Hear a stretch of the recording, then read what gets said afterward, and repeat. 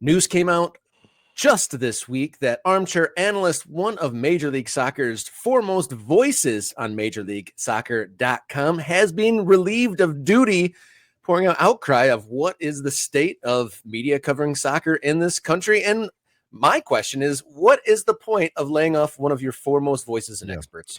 Yeah, so Matt Doyle, who has been the armchair analyst at MLSsoccer.com for the last 15 years. And look, I'm going to guess even people who don't love MLS know who Matt Doyle is and have probably come across his work. And he has written in the past, not just on Major League Soccer and its teams and its tactics, he has also written on the U.S. men's national team fairly in depth. So you probably come across his work in that regard as well. So as Rob just said on Wednesday, Matt announced that he had been relieved of his duties. He had been let go by Major League Soccer, that he was going to go and move to Ghost, the newsletter platform that I'm also on, by the way. So follow him and subscribe to that. And he's monetizing that platform because he lost his job. He's also part of the Kickback media crew now, doing podcasts on various American soccer topics. Which MLS Refugee Network.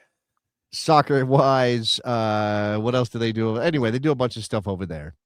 And this naturally spawned a discussion about the state of American soccer media. And while I'm not a media expert, meaning that's not my area of focus all the time, I have lived experience here, right? So I've been part of the American soccer media community since 2009, let's say 2009. Right. So I started my blog in very late 2008. I got a little bit of attention in 2009. I'm doing podcasts. I start covering games. I start to get an opportunity to travel a little bit. Eventually down the line, I have a different successful podcast. I start a different show.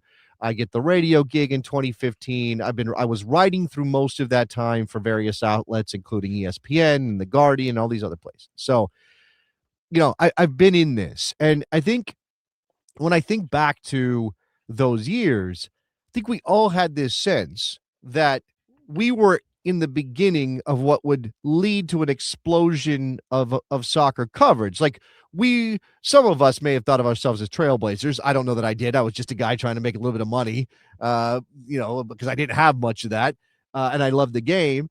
And I don't know that, but we did think certainly that the way we were seeing it wasn't going to be the way it would be in the future, right? And that was based on the presumed growth of MLS, the presumed improvement to the U.S. men's national team, the idea that a World Cup would come back to America, which 2010 we missed out when we lost out to Qatar, but obviously eventually got the World Cup.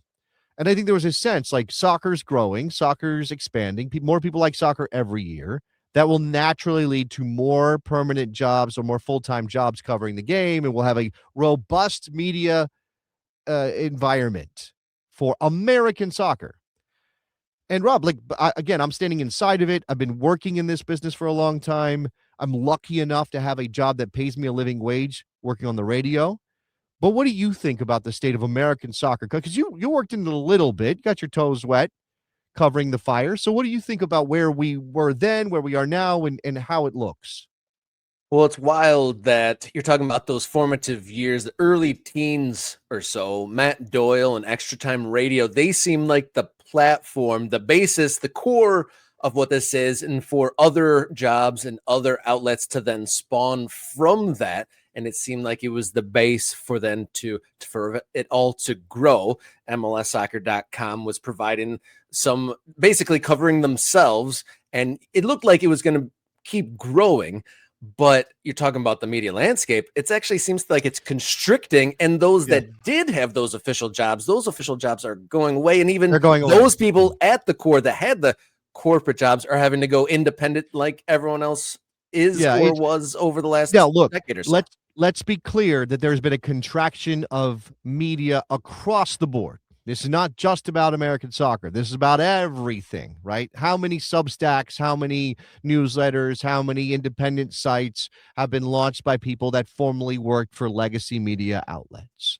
So that's a major part of this. Now, I also have a theory that when it comes to soccer, because what happened in, say, the NFL, the NBA, Major League Baseball, or even beyond sports, what you had is a bunch of legacy media outlets that were doing all that work. people were paid to be beat reporters. They were paid to be analysts. They were paid to be opinion columnists. They were paid to do all this stuff. And it was very robust. It was very, that's where you went to get your sports or to get your coverage. And then obviously what has happened is the digital landscape has fractured all of that. For soccer, we never had the foundation. It didn't exist, right? We had people that went back to the days of Soccer America's birth. Like, we had a smattering of people that had been doing it for a long time that were part of the community that you could say, oh, that guy. But they were also unicorns in the fact that they had been covering soccer since the 70s. It's like, oh my God, you were there. We didn't have the type of people that like existed in that, the world of newspapers and television and things where it's like, yeah, that person is part of our community. And it's an incomplete and fractured ecosystem. There's no like we had like one guy who could say it's kind of like Peter King, but we didn't have 10 or 12 Peter Kings, right? And the NFL had 10 or 12 Peter Kings and more than that even. And obviously, again, part of the mainstream conversation, the NFL, the NBA, Major League Baseball, or all of the big events in golf and in tennis, things like that would get coverage on those major networks, in the newspaper. Soccer was left out of that for the most part, right? A brief moment when Pelé was here, a little bit of a bump in 94 with the World Cup, a smattering of MLS stories, David Beckham arrives, things like it had to be this big event in order for American soccer to get mentioned in the pages of the newspapers and on television in a way that felt like it was part of the mainstream. So when the contraction happened and when the fracturing of the digital landscape happened, the media landscape, soccer didn't have like already that baseline, which then it was just kind of like maybe being reduced. We just didn't have it. We didn't get there, right? And that's the frustrating thing for me as somebody who's worked in this business is like, I was dreaming of the day when every major newspaper in an MLS town had a beat reporter. Because that's what you do. You cover the big teams in town. And that was largely my point of what I thought everything was going to spring off of. Was like got the centralized league content, and then, that would spread around from town to town, but it actually reduced it, right? But that's, well, I don't know. Okay, again, the fracturing of the media landscape is independent of soccer. But I did argue back in 2010, and I still think that there's some truth to this, even though lots of things have happened in the interim, that MLS bringing their coverage in-house was actually going to be to the detriment of coverage outside of the league website, right? Because it's impossible for people not to see the league's website as the authoritative voice on the league, right? Now, some people might be more discerning. I mean, like I was a person who like, well, okay, that might be good coverage, but I know it's not going to be truly independent, so I'll go look for something somewhere else. But not enough people were doing that, right? So what you told the average soccer fan is, if you want coverage of Major League Soccer, you got to go to MLSsoccer.com. Right. And there's a baked in conflict of interest there. Yeah. Even if the people inside, and I have emails from people who worked at MLSsoccer.com who are no longer there, obviously, who said, I understand exactly what you were saying with that conflict of interest thing, because we talked about it all the time. Because do you think that those guys were just immune from being yelled at by MLS executives if they put something on the website that was slightly off, that painted the league in a slightly negative light? Those restrictions are, that's a problem for a league that wants to explode its narratives. It can't always be sunshine and rainbows. You need people who are willing to call to task the powers that be. You certainly need you need an environment where it's fully realized, 360 degrees. And again, this is not anything about Matt Doyle or anybody else who's written for MLSsoccer.com. My friend Charlie Boehm, Joe Lowry was there. Tom Bogert was there. Dave Gass was there. Simon Borg was there. Jonah Friedman was there. Jason Sagini. I'm just naming off people who worked there.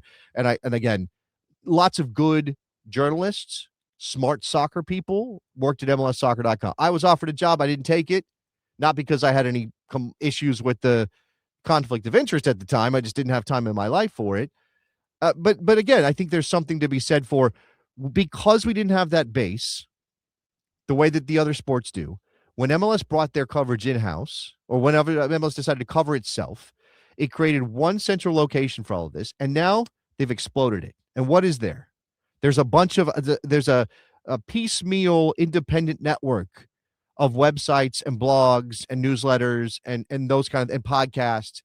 And every single one of them, there are some amateurs doing very good work, but they're still going to be amateurs, right? They can't possibly be putting the hours necessary to give the game its proper respect and coverage. And those that are semi-pro are scraping by.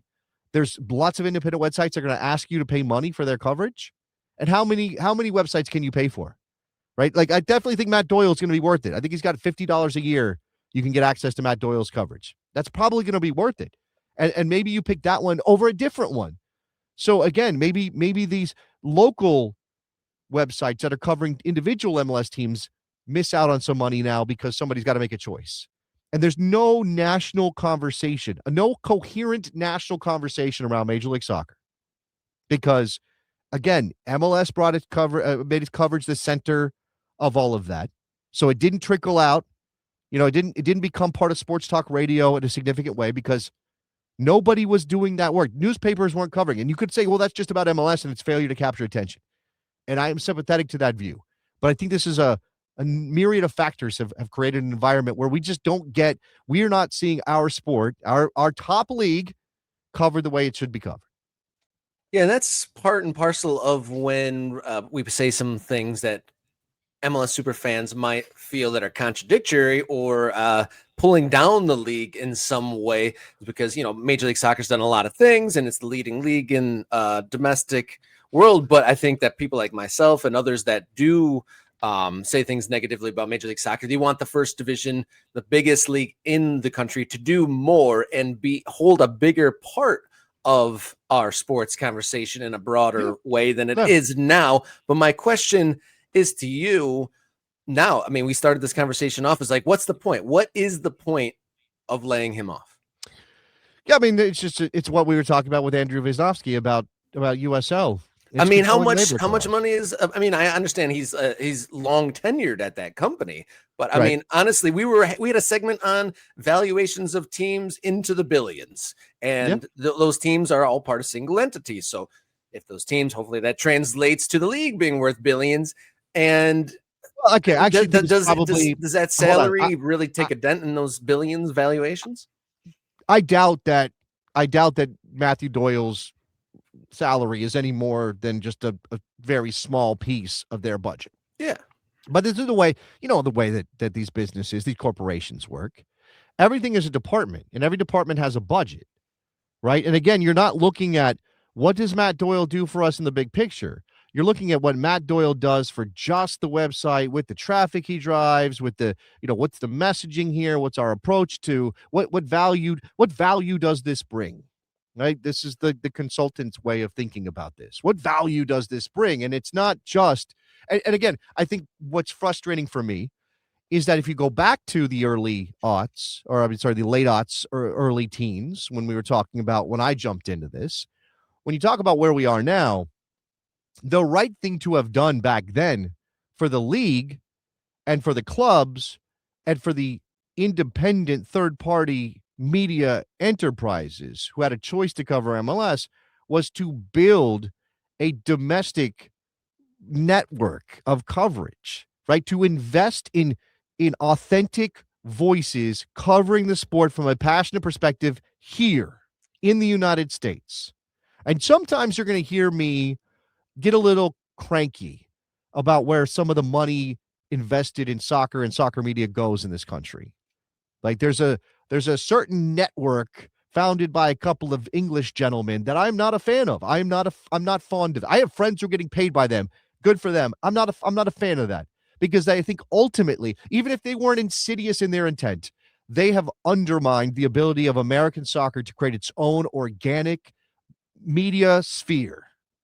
Right? Because what did we do? We turned our attention to the guys with the accent and said, oh, well, they know what they're talking about.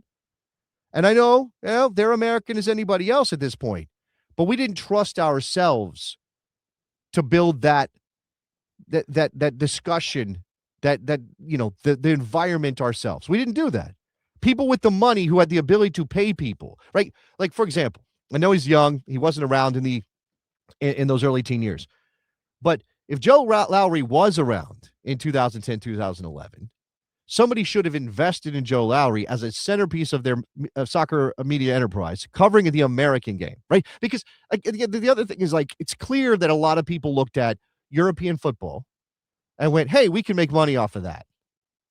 Americans like that too. And it's already there. It's already established. And the media over there is already doing all the work for us. Right? There's already a deep network of people covering. It's baked into the culture of England and Italy and Spain and Germany and France to cover the sport. All we have to do is tap into that. Right? That's a shortcut. And this is what I'm talking about. We didn't have that.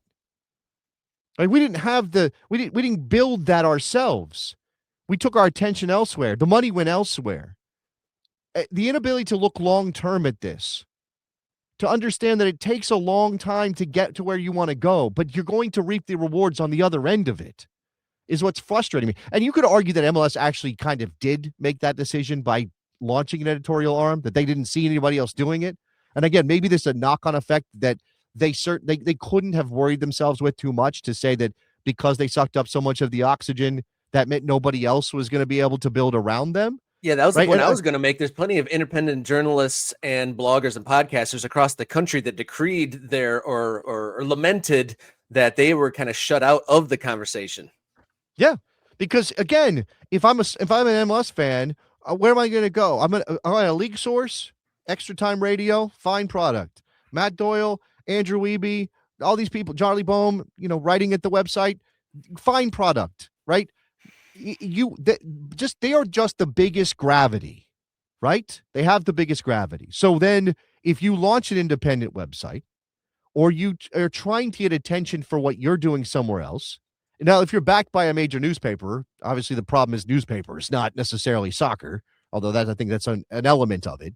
But a lot of these places, I mean, look, ESPN, Fox, NBC, name some of the major sports outlets that were part of our experience. Like I'm somebody who grew up watching ESPN 24 hours a day, essentially. ESPN, Fox Sports, Fox Soccer Channel. They made some efforts back in the day. They had a couple of MLS focused shows. But again, once it was clear that somebody else is going to do most of that work, that you're going to be competing with the league itself, why bother too much with it? Again, and nobody had patience. Everybody wanted immediate return. Oh, there's only so many people watching. Only 50,000 people watch that thing that they did on MLS. Well, it must suck. It must be terrible. We have to get rid of it and stop doing it. And again, it's a what have you done for me lately environment. And maybe that's just an impossible issue to get around. Maybe it is. Tom brought up an interesting point. Obviously, we don't like to see, the editorial arm or the experts leave MLSsoccer.com, but he does bring up the point of he's excited to see someone with such knowledge of Major League Soccer write and report without fear of backlash from the corporate heads. Right. Well, but again, in a different environment, right? Again, maybe I'm just wish casting here, and this isn't based in any reality that could have existed, but in a different environment, Matthew Doyle gets a job somewhere else back when he got hired by MLSsoccer.com. And somebody there in that lets him be truly free to not only do what he's good at, which is break down the league tactically, which is talk about roster construction, which is give you a real sense of the competitive balance of the league, but also to write things a little bit less constrained, right? Yeah, a little less. Completely agree. Even if even if the bosses don't come in to the room and say you got to pull that article down, it's in the back of your mind. Are my bosses going to have a problem with this? Is this too negative? Does this even dip into the gray area? Yeah. I mean, a great example of Extra Time Radio getting in some tricky waters was them not mentioning the Columbus Crew efforts. To Save the Crew was a sticky time. So the biggest show for Major League Soccer wasn't able to cover the biggest story at that time. Yeah, and look, again, this is self-serving, so I acknowledge this, okay? Let's just know that I acknowledge that this is self-serving for me, your friendly neighborhood soccer guy, Jason Davis, who is still on the radio talking about soccer 5 days a week. But I spent nearly 10 years, 8 years, I think, doing 3 hours on American soccer every day on SiriusXM FC. And when it came down to, hey, we're going to adjust the channel, we're going to make some changes to labor costs, what product, what show, what topic was the first one to go? Americano. American soccer was the first one to go. Now, I'm sure some people who don't like me would say, well, that's on Jason. Like, Jason's show sucked. Why? Of course they cut Jason's show. It was terrible. And look, I'm not saying I was everybody's cup of tea, but I was covering American soccer as if it was the most important version of the game, because I do think that that's a necessary way of thinking about the sport in your country. If you want the sport in your country, the domestic version of your sport, to be a big deal, you have to act like it's a big deal. You can't always be looking at this ironically or winking at it. And now MLSsoccer.com, for the most part, didn't wink at it. I give them credit for that. Right? But that's a thing that we have now, where it feels as if something has been missed. And the opportunity, and maybe this was always a problem, because I've written on this a lot as well. If you want to see me, if you want to read my writings on this, Soccer Eagle, Jason Davis, Soccer Eagle, go look for that newsletter. It's on Ghost. American soccer did not get a chance to incubate, to grow, to trust itself without the outside world pressing down on it in every way, shape, and form.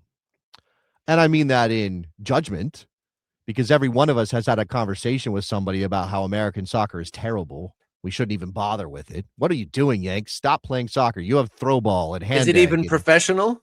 Yeah.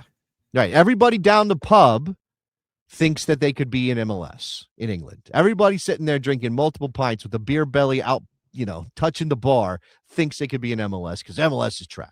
Right. So, we have that. Then we have people who come here and see professional opportunity in American soccer, who bring with them that the most important thing somebody who talks about soccer can have in America, and that's a British accent, right? And I work with a lot of Brits. I like a lot of Brits. Some of my oldest friends in soccer are Englishmen, and they're almost all of them have the best intentions. They want to see American soccer grow. They are part of that story. But it is undeniable that there are certain people with British accents who have benefited from those accents in ways in America. You could be the most entertaining soccer person on the planet talking about MLS, but if you don't have a British accent, nobody pays attention to you. I'm sure this conversation can translate into the coaching world as well. There's plenty of American coaches that don't get that job. Absolutely. And not just American coaches who are looked down upon because they're American, but British coaches who come here who scam their way into jobs they really don't deserve because they have British accents. Okay. And again, this all comes back to the fact that we as Americans don't trust ourselves with this game. We don't. And maybe we could never have done it because we share so much culturally with the English, and who thinks they are the owners of the game. Yeah. The ones who get to tell everybody else how to do it. It is the English. So, I mean, again, all of this is to say it's a very disappointing moment for American soccer media. And I hope there are better things ahead, right? I hope there are more. At the very least, I hope there are more people who get to be paid a living wage as full-time soccer people in this country, because that's really, for me, the major measure of where we are. And there are still very few full-time soccer jobs in these United States of America.